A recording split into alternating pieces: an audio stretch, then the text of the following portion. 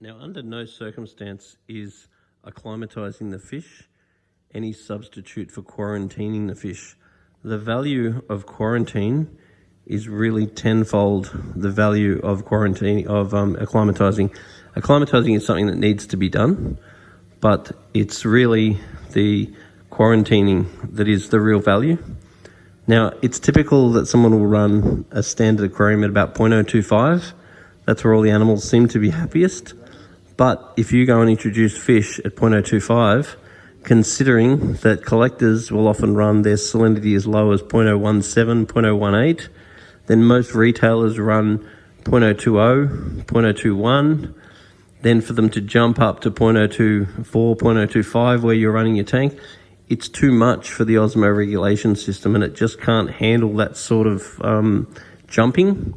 So a quarantine tank is really a big thing. Now, something that's very common is people will have auto top-ups. Now, a lot of people resist having a quarantine tank, but one thing I would highly recommend doing is, for the sake of when you're introducing the fish, you could actually convert your auto top-up, in some cases like this, to being a quarantine tank. So you can just empty that, you can fill it up again, make sure the salinity is lower, so you could leave some of the RO in the bottom. You can put your fish into here. All you need is a heater, a filter, and somewhere for the fish to hide.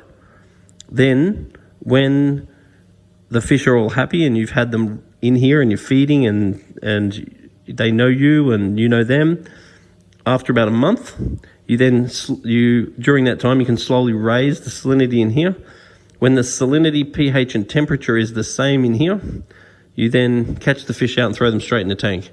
You don't need to acclimatize them if the temperature, pH, and salinity is the same.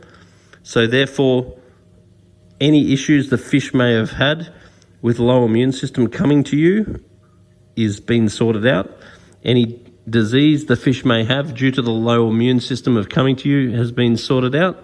You also can easily medicate in here, and then you can slowly raise the salinity, so therefore the fish are not getting osmoregulation shock going into the actual tank itself.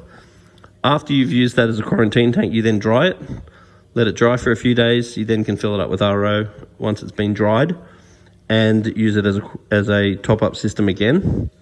And you've just massively increased the value of that particular space.